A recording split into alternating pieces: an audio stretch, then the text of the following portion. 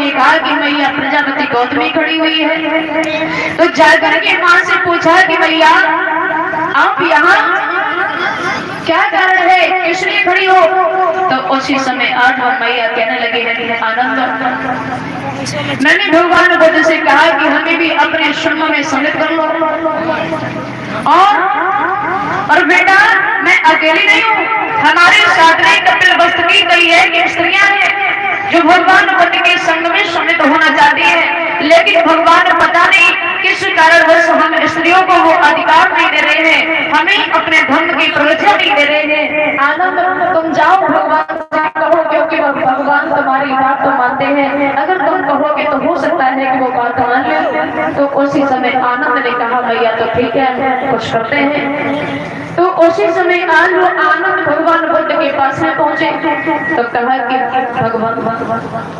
भगवान हमारे दरवाजे पर मैया प्रजापति गौतमी आई हुई है। तो उसी समय भगवान ने जैसे सुना तो कहा आनंद मैंने मैया से मना कर दिया कि वो यहाँ न आए, क्योंकि मैं उन्हें अपने शब्द में सम्मिलित नहीं कर सकता, लेकिन फिर भी वो मैया हमारे पीछे पीछे चली आई।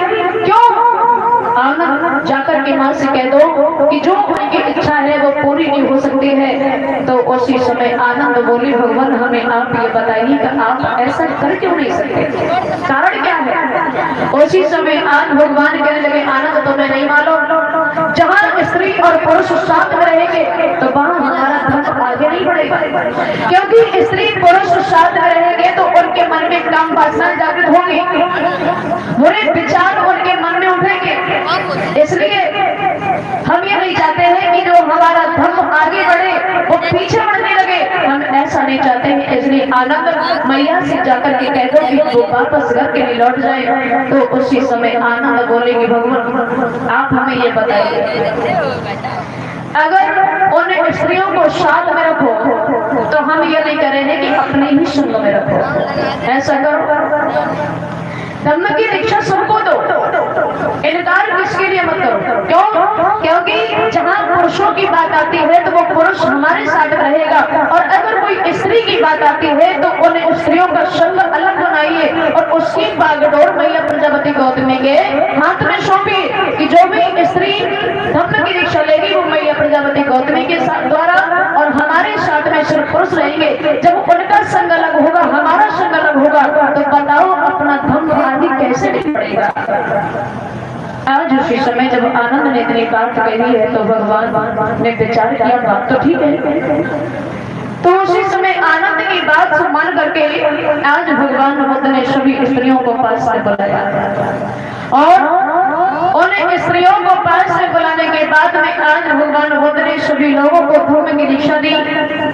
तो सभी स्त्रियों ने जब धर्म को धारण किया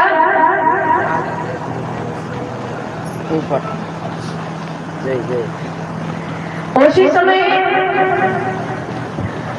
आज वो स्त्रियों ने जब धर्म की दीक्षा ली है तो अपने जीवन को उन्होंने धन्य बनाया और भगवान बुद्ध के बताए हुए सीलों का पालन करने लगी है। तो इस प्रकार भगवान बुद्ध ने सभी स्त्रियों को धर्म की दीक्षा दी।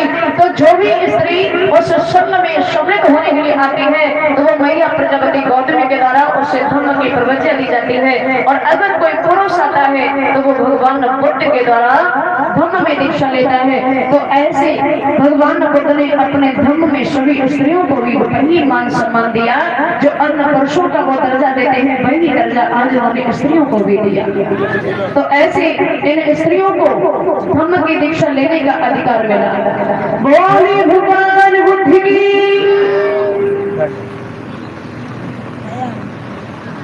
और ये 500 मुद्राएं श्रीमती सुनीता देवी जी ग्राम पलड़ा अलीगंज से ये भंडारे मैदान कर रही है। 100 मुद्राएं अजीत भैया ठेकेदार जी प्रभार से,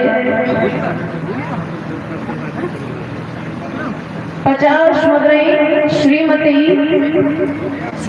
गंगा से बुआ जी गाटमपुर से। तो उन सभी लोगों के लिए जोरदार ताली होनी चाहिए। बोली भगवान बुद्ध की, बोली बाबा साहब की। आइए सब लोग बुद्ध चढ़ के समाज में सभी लोग बोलेंगे और आगे आप लोग कथा प्रसंग सुनेंगे।